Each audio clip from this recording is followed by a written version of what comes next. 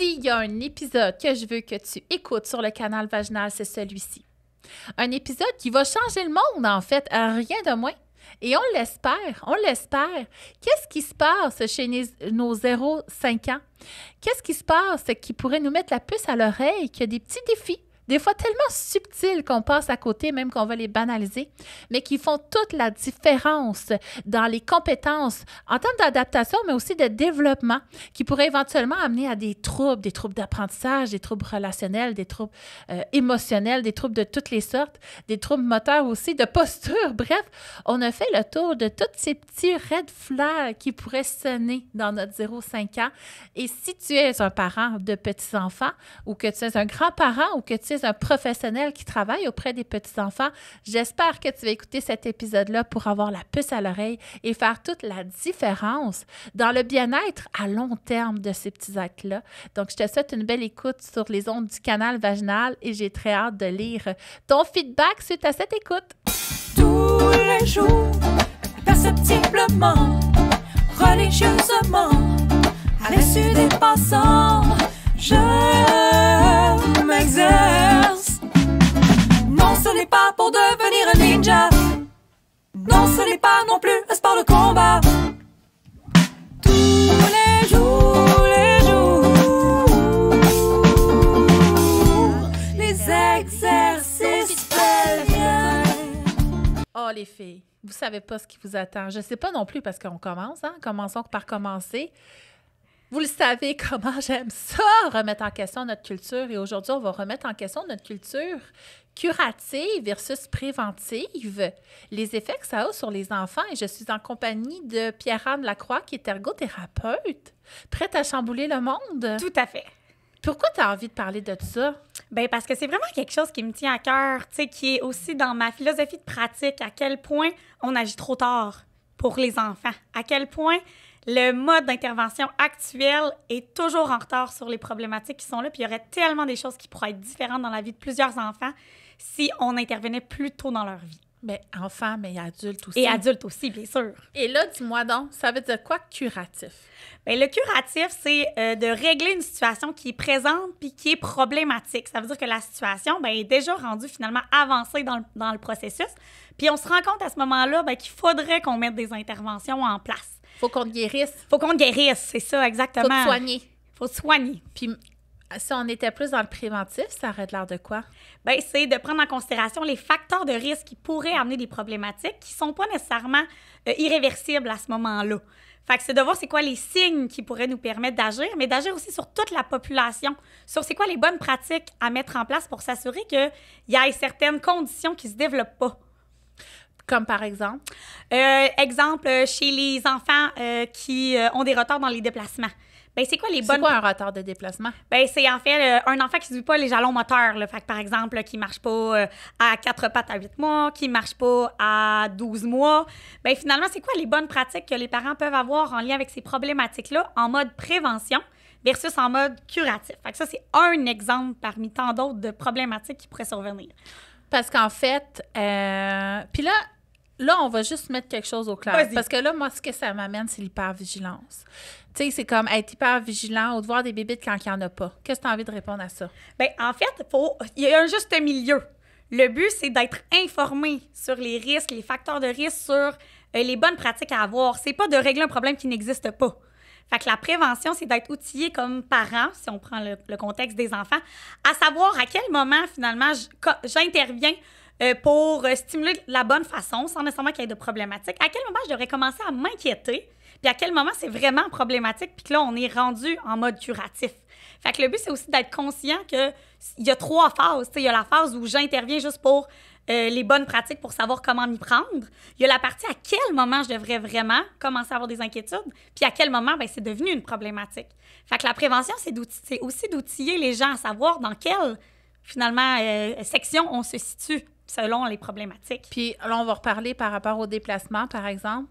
Ce serait quoi des signes qu'on devrait... ce serait quoi la bonne pratique de 1? Ce serait quoi les signes qui nous disent qu'il y a peut-être de quoi qui cloche?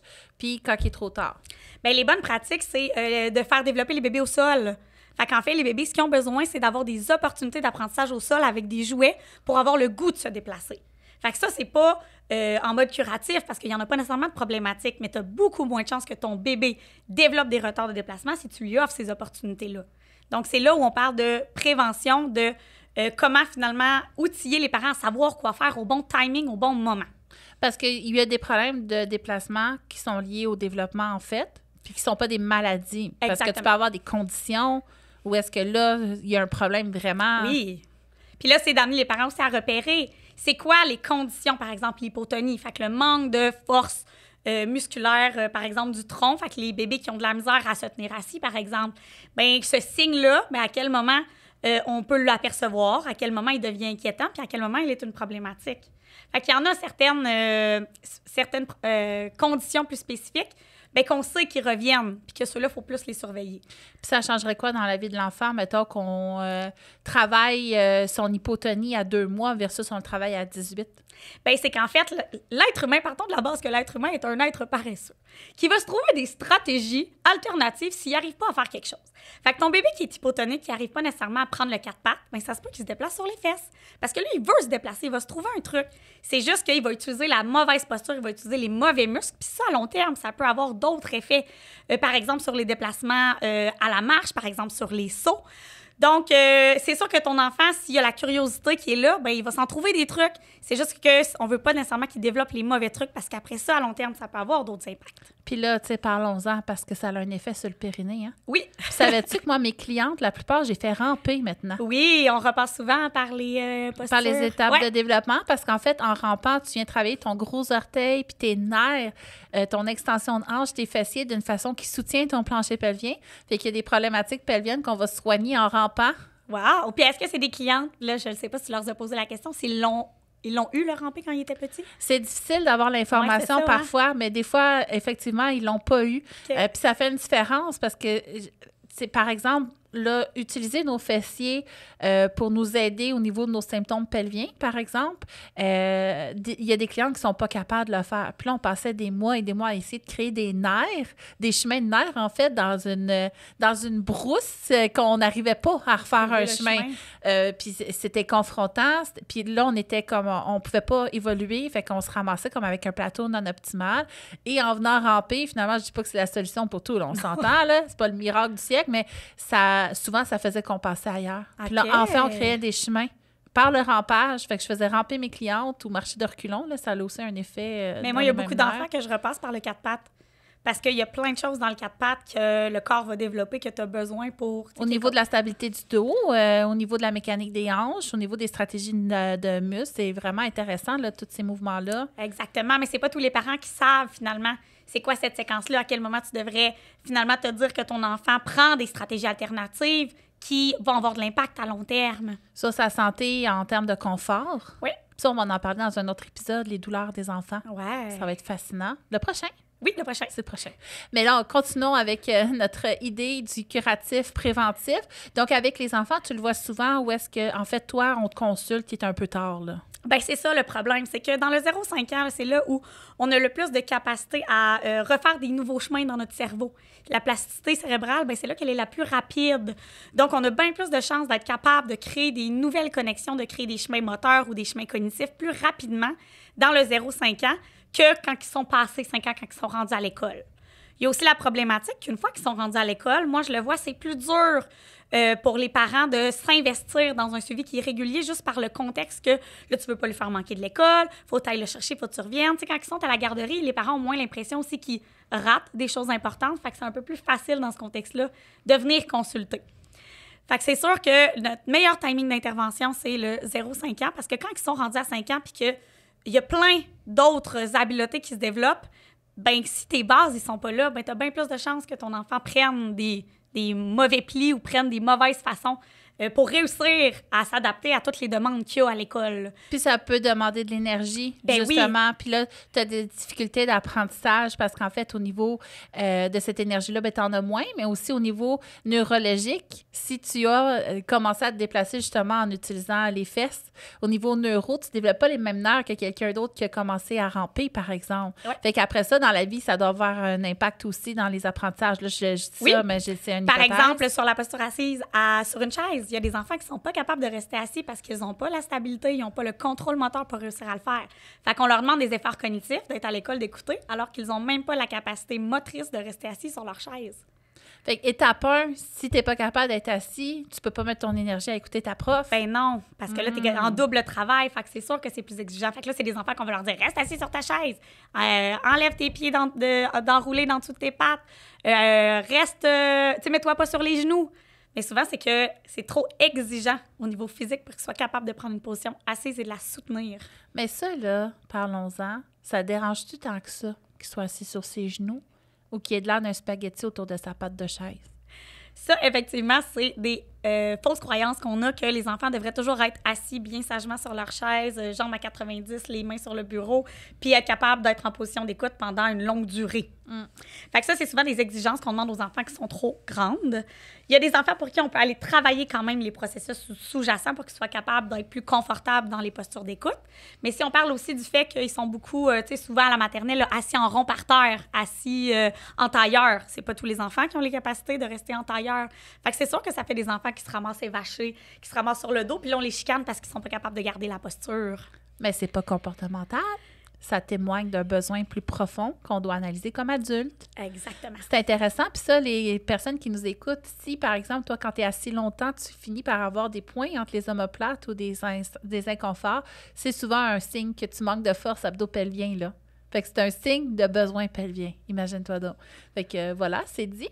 Fait que là, c'est un exemple au niveau moteur global, mais tu sais, il y a plein d'exemples comme ça de prévention chez les enfants qu'on peut mettre en place pour que on s'assure qu'il n'y ait pas de problématiques qui se développent à plus long terme. OK. Fait que là, tu prends ton petit bébé qui vient de naître, là. Ouais. Qu'est-ce que déjà, dès la naissance, qui pourrait montrer des signes qu'on se pose des questions, mettons? Bien, c'est sûr que, tu sais, là, ça dépend c'est quoi la base de la naissance. Là. Par exemple, comme nos bébés prématurés, on sait que déjà, au niveau du contrôle moteur, ils vont être plus en ouverture. Fait que un bébé qui naît puis qui a de la misère à garder la position fétale, la position en flexion, mais là, clairement, ça nous démontre des signes que l'enfant, il va manquer de contrôle postural là, dès la naissance. Le petit crunch qu'on appelle, là? Ouais. Le bébé qu'on sort de la coquille puis qui est en petite boulette comme dans l'utérus. Exactement. C'est tellement mignon!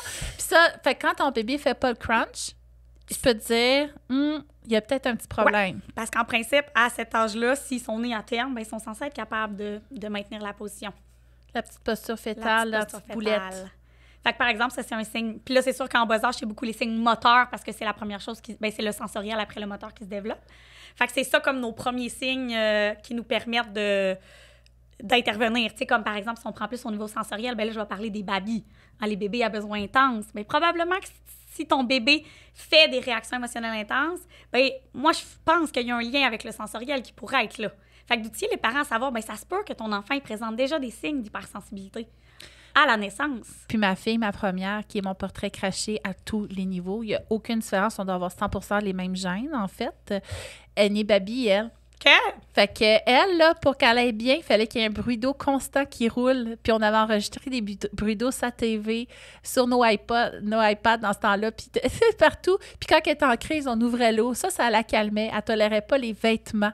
Elle fallait que c'était un bébé en couche. Puis quand elle était en grande crise, il fallait qu'on la dépose parce que quand on la tenait, elle était irritée. Exact. Puis on a fait de l'ergo avec elle vers l'âge de 3 ans parce qu'elle était vraiment une grosse difficulté au niveau social, au niveau de la parole et tout ça. Ça a pris 4 mois, je te dirais, où est-ce qu'on a travaillé au niveau sensoriel.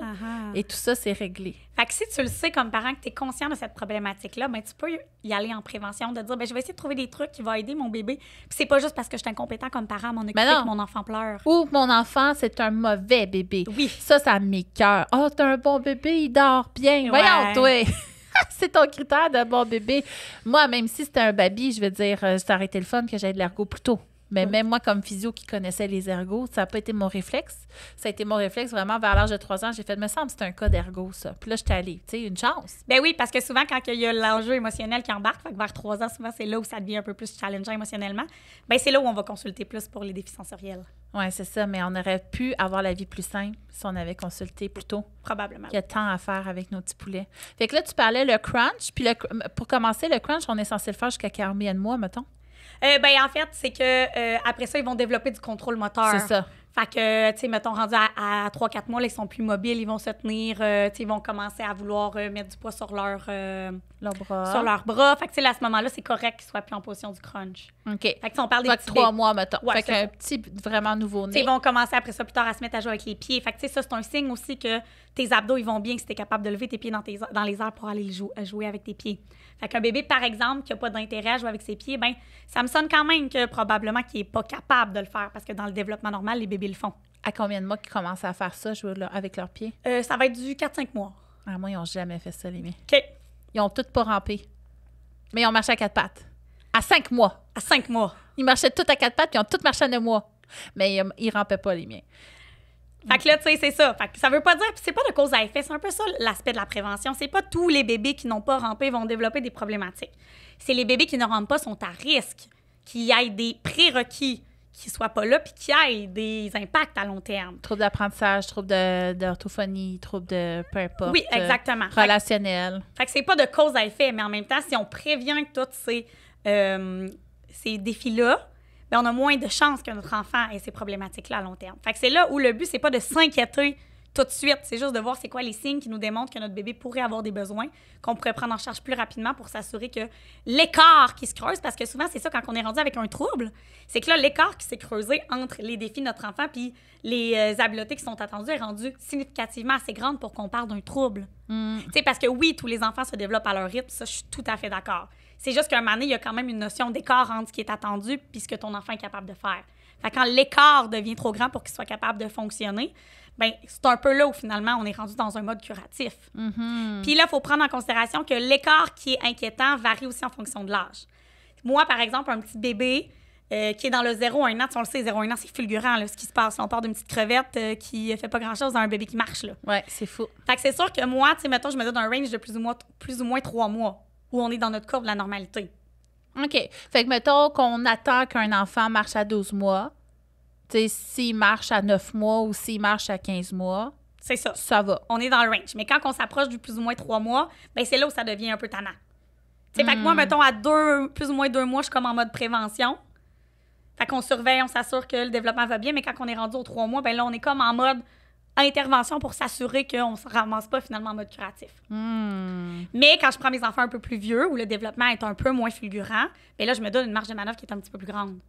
Parce que, tu sais, on s'entend qu'un enfant qui a 3 ans, ben plus ou moins 6 mois de développement, ben c'est correct, là, parce qu'il y a moins de choses qui se passent. Fait que là, c'est là aussi où, dans notre œil de qu'est-ce qu'on observe, ben il faut être à l'affût de se dire, ben qu'est-ce qui se développe dans cet âge-là, puis à quel moment je devrais m'inquiéter parce que l'écart est vraiment grand, ou à quel moment ben il y a des petits signes à surveiller. Fait que ça aussi, tu sais, je trouve que d'informer les parents de toutes ces notions-là, c'est important parce que c'est eux les yeux, c'est eux qui connaissent leurs enfants. Puis justement, tu sais, même s'il y a des délais, tout ça qu'on respecte comme professionnel, si toi, dans ton instinct de parent, tu te dis « je le file pas, je pense qu'il y a un problème », ben c'est important de suivre ce feeling-là. Parce qu'au-delà des normes, au-delà de ce qui se dit dans la littérature, des chiffres, ben toi, comme parent, tu le vois évoluer à tous les jours, ton enfant.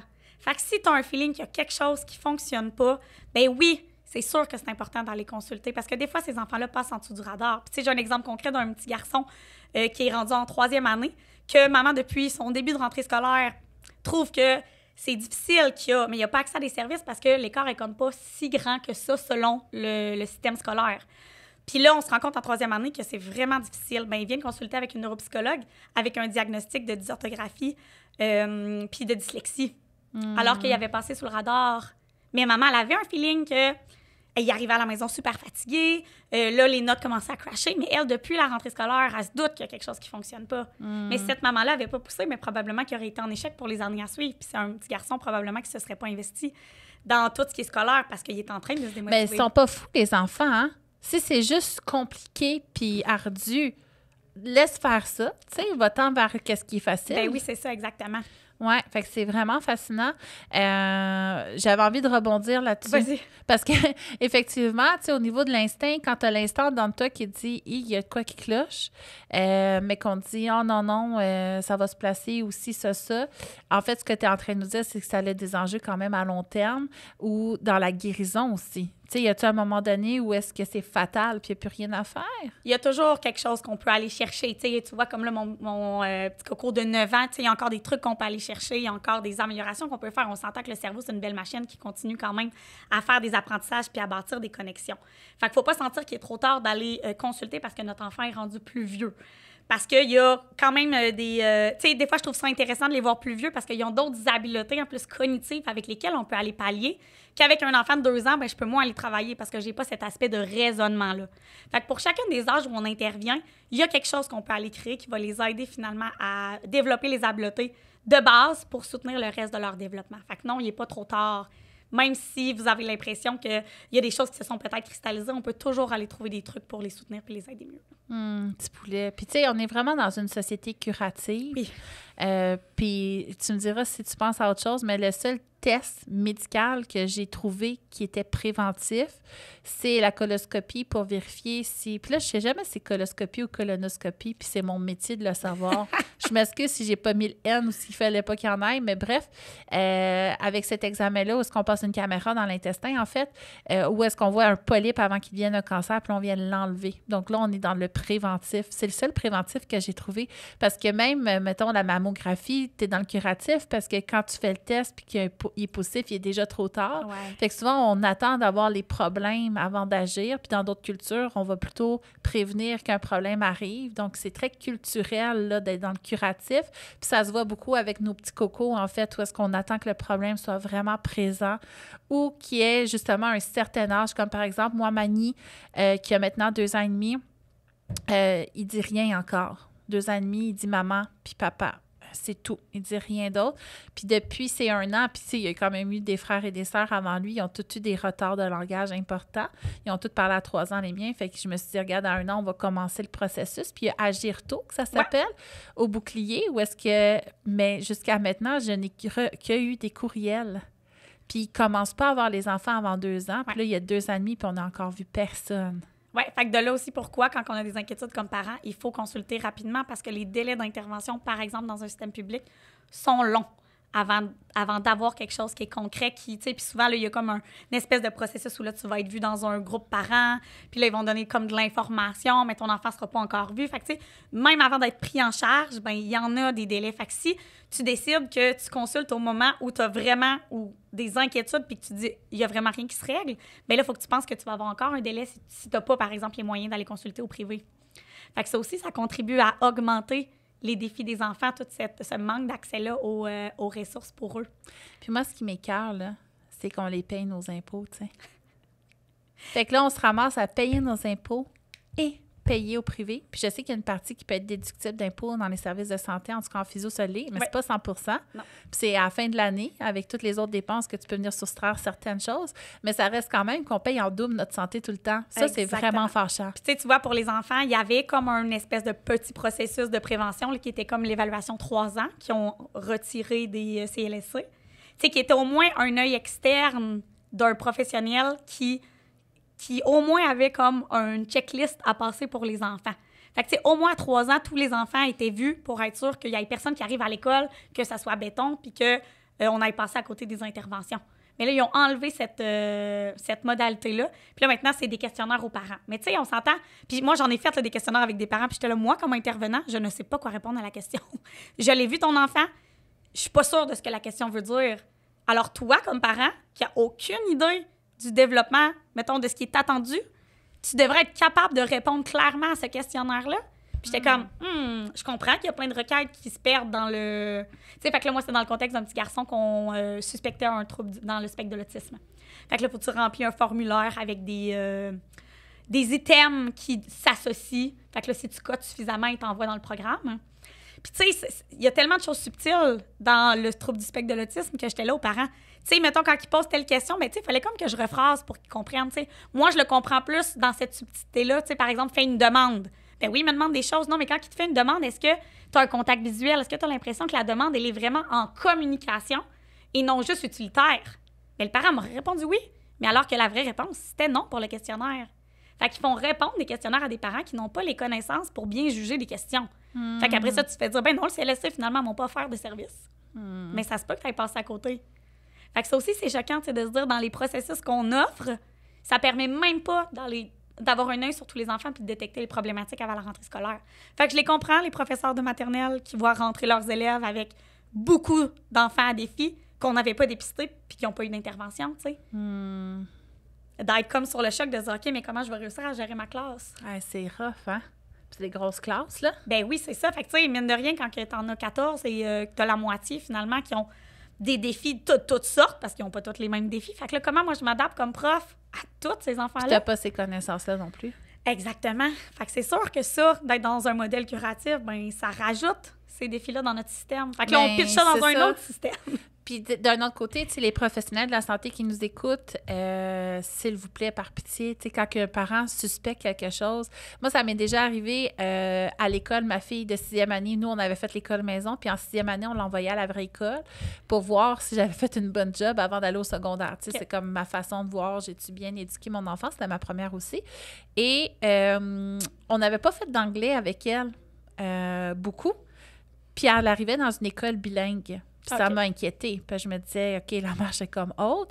Puis la professeure d'anglais m'avait assuré, il n'y aura pas de problème. C'est pas la seule qui parle pas anglais dans la classe. On va s'en occuper, on va s'adapter, tout ça. Puis à son premier examen d'anglais ou son premier travail, ma fille a eu 63 %, ce qui est vraiment merveilleux parce qu'en fait, elle partait tellement de loin. Tu sais, je suis comme... C'est vraiment génial, t'es 63 %. Puis quand je regardais son travail, elle avait mis toutes les couleurs possibles là, de l'arc-en-ciel, puis elle avait vraiment travaillé très fort pour faire son travail. Mais à côté de sa note, la prof, il avait fait un bonhomme baboune. Ah! Puis ma fille, elle, ce que ça y a dit, c'est peu importe à quel point tu donnes, à quel point tu mets de l'énergie puis tu mets de l'effort, parce que nous, à la maison, on valorise que ça. En fait, on valorise pas les résultats, on valorise le processus. Bien, ce sera pas assez, fait qu'elle avait abandonné. Puis là, j'avais vu qu'elle avait abandonné puis elle s'était mise à se sentir incompétente dans tout ce qu'elle se sentait compétente. Parce que moi, avec moi, on avait travaillé l'estime personnelle, le sentiment de compétence. Puis elle s'était mise à se sentir incompétente pour des choses qu'elle savait très bien. Puis j'avais parlé à sa prof, j'avais dit, écoute, là, il s'est passé un événement, Lucie est chamboulée, j'aimerais ça, tu sais, peut-être un jour ou deux qu'on vienne la valoriser dans ses processus pour la revalider un peu puis qu'elle ait confiance en elle. Puis sur le coup, la prof, elle m'avait dit, regarde, moi, j'ai vraiment trop d'élèves pour pouvoir gérer ça. Puis j'ai dit, regarde, si tu fais pas ça, tu vas la perdre, puis moi, je vais juste la retirer puis continuer à la maison, en fait, parce que moi, je veux pas qu'elle aille, qu'elle perde son estime parce qu'elle va à l'école, là, tu sais. Fait que finalement, elle a joué le jeu, puis ça a pris 24 heures, 48 heures, 2 jours d'école, puis elle était revenue, tu sais. Sauf que sa réaction, ça a été, mais moi, Alison, j'ai pas de problème avec elle. Elle sourit, ça va bien à l'école, elle est travaillante. Je suis comme, mais moi, je suis sa mère. Toi, tu la connais depuis un mois. Moi, je la connais depuis 12 ans, puis je suis tout le temps avec elle. Je l'ai tricotée, je la connais. Est-ce que tu peux honorer que moi, je te dis qu'il y a un problème, au lieu de venir me dire, moi, j'en vois pas. Moi, je le vois, je le sais qu'il y en a un. Fait que ça, les professionnels qui m'écoutent, j'aimerais tellement ça, que ce soit moins lourd pour les parents qui recherchent de l'aide. Puis c'est justement de respecter l'intelligence du parent, puis de respecter aussi que ce qu'il vit, c'est réel, de le valider. Ce serait mon message à vous, les amis qui nous écoutent. Et si tu nous écoutes et que ça te parle, bien merci de commenter. As-tu envie de rebondir là-dessus? Mais en fait, c'est ça, tu sais, c'est que quand ils sont dans des contextes où est-ce que leur estime est à risque d'être atteinte, bien, il y a certains enfants qui ne le diront pas s'ils ne se sentent pas en sécurité. Fait qu'effectivement, à la maison, les parents, c'est souvent l'endroit où ils se sentent en sécurité de le faire. Fait que, tu sais, moi, tous les parents qui notent le même en bas âge, tu sais, des défis à persévérer, des défis à s'engager dans une activité, à être capable de outrepasser ce petit mal-être émotionnel-là de peut-être pas réussir, bien, tu sais, ça aussi, c'est des signes que ton enfant a besoin de soutien pour la suite de son développement. Fait que, tu sais, ça aussi, j'en ai beaucoup des parents qui le voient, là, écoute, il veut pas faire de bricolage, il veut rien savoir à toutes les fois qu'on essaye d'en faire, ben il se décourage, puis il a pas beaucoup d'estime de lui-même. Hey, moi, là, ça, c'est un red flag de faut que ton enfant, avant la rentrée à l'école, ait vu un professionnel. Parce que ce qui va se passer, c'est que tu vas juste empiler sur ses défis à se mettre dans des situations challengeantes, puis il va en avoir plein rendu à l'école. Fait que du haut de ses 3 ans, ben, il faut qu'il soit capable quand même de le faire, puis de se sentir valorisé, puis de se sentir capable. Sinon, ça va être vraiment difficile une fois rendu à l'école. Wow! T'as-tu d'autres red flags comme ça? Moi, j'aurais envie de dire les poussins en extension chez les petits. Oui! Aussi, les qui se ramassent beaucoup arqués vers l'arrière. Ça, on le voit beaucoup chez les enfants, justement, qui sont mis dans des racks à bébés, là. Tu sais, le Jolly Jumper ou Parce qu'en fait, leurs corps sont pas prêts. Fait qu'encore une fois, quand je te disais, le corps va trouver des stratégies alternatives. Ben, comme c'est les extenseurs qui sont plus forts que les fléchisseurs, ben là, ils font juste encourager cette posture-là parce que les autres muscles sont pas capables d'aller compenser. Fait qu'à long terme, on en crée finalement Ce qui amène la débalancement. rigidité globale, ce qui amène Ouais. des douleurs au dos aussi avec le temps. Fait que c'est toutes des choses qui peuvent venir jouer sur la capacité d'être assis confortablement aussi. Fait qu'on peut nous-mêmes créer des problèmes chez nos enfants, justement, avec ce genre de rack-là. Y a-t-il d'autres choses qu'on pourrait faire comme parents qui amènent des problèmes ou est-ce que les enfants vont essayer de s'adapter puis au bout du compte, ça crée des troubles? Ben là, on a parlé, mettons, au niveau moteur, c'est sûr que c'est de les mettre dans des situations qui sont pas prêtes. Fait que, par exemple, faire marcher nos enfants trop rapidement qui n'ont pas les habiletés pour le faire. On le sait, la marche est donc bien une étape qui est, que Le les fun. parents veulent donc bien que ça arrive. Mais si on respecte pas le rythme de notre enfant et qu'on le fait marcher trop vite, ben là, il peut avoir finalement des conséquences à plus long terme sur tout le reste de la musculature qu'ils iront pas chercher. Fait que tu vois, ça, c'est un conseil que je donne aussi beaucoup aux parents. Au niveau sensoriel, ben c'est vraiment de créer des environnements plaisant avec tous les sens. Fait que, tu sais, quand on crée des jeux avec les enfants, là, ben, c'est d'aller stimuler tous les sens qui sont possibles d'une façon agréable. Parce que ça aussi, c'est de les préparer à vivre des sensations qui vont être différentes, qui vont être surprenantes dans d'autres contextes, qui vont sortir du cadre de la maison où ils sont en sécurité. Fait que d'essayer d'aller stimuler. Des bacs sensoriels. Par Ça, exemple, ouais. La marraine à Mani, tu sais, moi, il y a des grands enjeux sensoriels. Mani, il y a de la difficulté à se nourrir à cause de ça. Puis la nutritionniste qu'on consulte nous avait dit de faire des bacs sensoriels pour qu'il explore les textures avec ses mains, puis après ça, il va accepter les textures dans sa bouche. Exactement. Ça a tellement marché. Puis mon amie, qui est maman bricole là, sur Oui. les réseaux sociaux, t'as suis-tu? Oui, depuis que tu m'en as parlé. Oui, maman bricole, ben elle, à chaque fois qu'elle vient, elle amène des bacs Ben sensoriels. Fait qu'elle essaye plein de choses. Mais le chia mouillé, il n'a pas passé. Fait que là, tu vois, c'est ça, tu sais, l'expérience positive associée C'est amusant, au tu découvres, sensoriel. Ben tu- là, après ça, ça te permet d'être moins en réaction émotionnelle pour le même sens. Fait que si déjà, de base, avec les enfants, on leur fait vivre des... Fait que, tu sais, mettons, mes bébés, là, ben moi, je dis aux parents, enlevez-leur leur pyjama, enlevez-leur leur bas autant que possible. Les souliers, Enlevez les souliers, ils n'ont pas besoin de enlever souliers. les souliers. Parce que c'est ça qui va leur permettre d'explorer leur monde par les textures, par le toucher. Fait que c'est sûr que si tu as exploré plein de textures, ben t'as bien moins de chance d'être réactif aux textures. Fait Puis que, même les nouveaux-nés, les petites mitaines. fait que là, on le enlever sait, les des fois, c'est petites pour pas mitaines. qu'ils se grattent. Fait que là, quand on est capable de voir ce qu'ils font, Mais s'ils se grattent pas, mais s'ils dis se grattent pas, pas. on n'en met pas, effectivement, parce que là, on vient limiter au niveau sensoriel. Puis les Les apprentissages en petits bas âge, touchés, ben oui. c'est beaucoup les apprentissages sensoriels. C'est la base, finalement, de notre développement. C'est le sensoriel, après, c'est le moteur, après, c'est notre émotionnel puis notre cognitif qui embarque. Oh, fait que quand on a des petits fucks dans les 2 premières étapes, au niveau émotionnel, ça se peut que le bordel soit là. Oui, exactement. C'est fou, hein, comment que tout est relié puis que tout est important. Mais là, un parent qui nous écoute puis qui est paniqué là, à nous écouter, qu'est-ce que tu aimerais dire pour le réconforter ou juste le calmer? Bien, en fait, que si son feeling intérieur lui dit qu'il y a des choses qui ne fonctionnent pas dans le développement d'autonomie de son enfant, bien, de l'écouter, ce feeling-là, puis de voir c'est quoi les options qui se portent pour son enfant.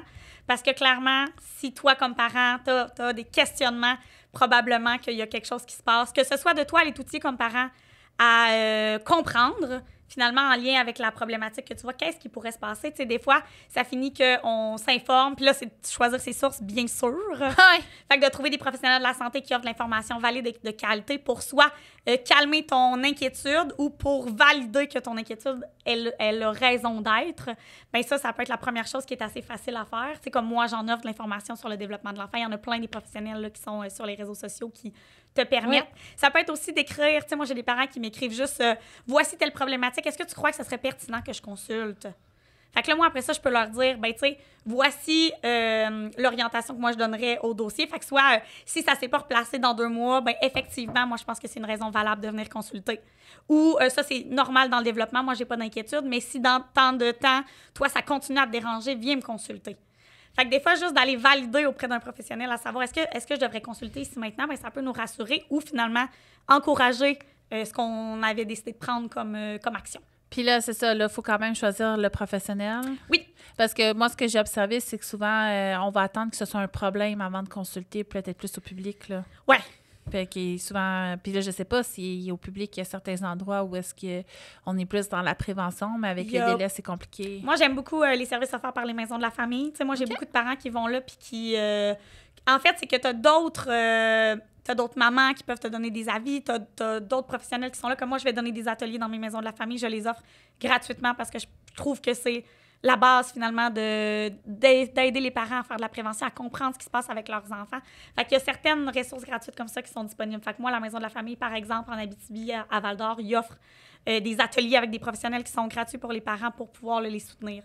Fait qu'il y a certaines places là où il y a des ressources comme ça. Puis là, tu as dit dans le développement de l'autonomie, je veux juste faire une petite parenthèse culturelle, parce qu'en fait, ce que tu voulais pas dire qu'il faut rendre nos enfants autonomes, parce qu'en fait, plus ils sont dépendants de nous, plus ils vont être autonomes plus tard. Ouais. Fait qu'il faut faire attention à ça parce qu'il y avait la grande mentalité qui est encore parfois très rigide où est-ce qu'on veut pas...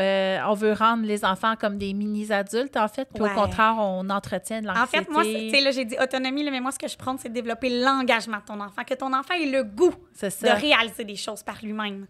Fait que pas qu'on l'oblige à le faire si c'est pas dans son intérêt ou s'il est pas prêt à ça, mais qu'il ait le goût, lui, de développer sa curiosité, de développer sa capacité à se mettre dans des défis qui sont juste à son niveau pour développer ses habiletés. Fait qu'on parle vraiment plus de développer l'engagement de l'enfant que son autonomie. Oui, parce que c'est ça, l'autonomie, c'est une culture à briser, en fait. C'est une culture qu'on sait scientifiquement qui n'était pas la bonne. Puis sûrement qu'il y a plein de choses qu'on fait en ce moment qui ne seront pas bonnes dans 50 ans. Probablement. Puis il faut être ouvert à ça. Mais on le sait maintenant que développer l'autonomie d'un enfant, c'est pas l'idéal, là, qu'en fait, il y a des étapes, puis il faut respecter, au contraire, valoriser sa dépendance à nous. Oui, puis on a beaucoup d'attentes envers justement ce que nos enfants devraient faire. T'sais, moi, je suis souvent confrontée à ça. Des parents qui voudraient donc bien que ici, maintenant, son enfant soit capable de se gérer. Puis les parents ne régulent pas leurs émotions, sont immatures émotivement, mais il faudrait que leur enfant soit parfaitement en contrôle. Et en contrôle. Quand ils sont en colère, c'est calme. Tu sais, c'est comme... Vivons nos colères. Puis moi, en colère. J'essaie aussi beaucoup d'amener aux parents le fait que chaque expérience, agréable ou désagréable que tu vis avec ton enfant est une opportunité de lui créer des apprentissages puis des habiletés. Fait que même si c'est une expérience où ton enfant se trouve en détresse ou en situation de crise, ben c'est une expérience qui va lui permettre de bâtir tout son petit coffre à outils. Fait que d'essayer de voir comme parent, ben comme en moi, même si la situation, je la trouve extrêmement désagréable, je peux réussir à en faire ressortir quelque chose qui va l'aider finalement à ce que le restant soit plus facile. C'est tellement intéressant. On parlait, peut-être tu vas te faire un podcast éventuellement. Ben écoute, on va t'écouter. Ben on va oui. t'écouter. Fait que là, en fait, qu'est-ce que tu souhaites aux parents qui nous écoutent aujourd'hui? Je leur souhaite de se sentir validés dans leurs inquiétudes de parents, s'il y en a, puis de réussir à trouver une façon de se sentir soutenus, que ce soit par des professionnels qui trouvent, que ce soit par des démarches qui font, que ce soit par leurs entourages. Tu sais, que quand on a des inquiétudes, ben, je leur souhaite de leur permettre, dans leur vulnérabilité, de nommer qu'ils sont inquiets s'il y a des choses là, qui les dérangent. Puis qu'on banalise pas. Qu'est-ce que tu souhaites aux professionnels de la... Voyons, je vais te le dire. De la santé. Les professionnels de la santé qui nous écoutent, parce qu'il y en a beaucoup qui écoutent le canal vaginal. Bien, je souhaite aux professionnels de la santé de miser plus sur une approche de prévention. Tu sais, je pense que si on s'y met tous ensemble vers une visée plus préventive que curative, on va pouvoir faire des changements qui vont être bénéfiques là, pour toute la société. Bénéfique à quel niveau? Bénéfique à quel niveau? On fait la liste. Fait que si on est plus en prévention puis qu'on prévient justement que des troubles apparaissent, c'est bénéfique au niveau émotionnel, c'est bénéfique au niveau de l'apprentissage, c'est bénéfique au niveau relationnel. De l'estime de nos enfants. De l'estime personnelle, de l'anxiété aussi. Oui. Peut-être même du choix du métier plus tard. C'est immense l'effet que ça a. Donc, une société, mettons, là, qu'on a été plus préventif de 0,5 ans, ça aurait de l'air de quoi? Bien, je pense que ça ferait des enfants qui sont plus connectés à leurs émotions, probablement aussi plus capables de se mettre dans des défis puis dans des challenges sans se sentir finalement jugés ou incompétents ou submergés. Donc, probablement des enfants qui vont faire des choses qui leur ressemble. Fait que de développer finalement des compétences duquel ils ont le goût, puis de bâtir des choses qui leur ressemblent et qui les valorisent. On va se poser là-dessus. Veux-tu leur dire? Hey, écoute, je pourrais pas leur dire de la même façon. Regarde, je vais te reposer la question. Tu vas nous leur dire parce que ça change le monde, en fait. Ben oui. Ça change le monde. Qu'est-ce que ça ferait si nos 0-5 ans, on était plus allumés puis qu'on les soutenait dans leurs défis? Ça ferait quoi à notre société plus tard? Redis-le. Ça ferait des enfants qui seraient plus connectés à leurs émotions. Donc, qui seraient aussi sûrement capables de se mettre plus dans des défis, puis de se sentir capables de relever des défis, puis de développer leurs habiletés, leurs compétences, d'avoir le goût, finalement, de s'engager dans des choses qui les motivent, puis de développer tous leurs sentiments de compétence, puis de bâtir des choses qui leur ressemblent. On va conclure là-dessus. Ben oui. Et puis, si tu as d'autres idées, ça aurait de l'air de quoi? Des adultes qui ont été soutenus dans leurs 0-5 ans, dans leurs défis, dans leur stratégie. As-tu des idées de ça aurait de l'air de quoi ta vie, toi, si dans tes défis 0-5 ans, moi, j'écoute Pierre-Anne parler, puis je suis comme, oh mon Dieu, c'était mes défis, mais là, je ne vais pas refaire une thérapie. Déjà, j'ai doigt d'un montant pour le premier épisode.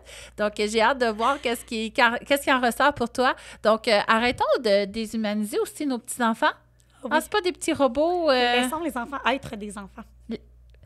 Dans une société qui n'est pas faite pour les enfants, soyons un petit peu plus doux envers nos enfants. Puis essayons de faciliter la réintégration. Moi, je pense juste dans un avion, il y avait une personne qui avait filmé une maman qui avait ses 2 jumelles dans ses bras.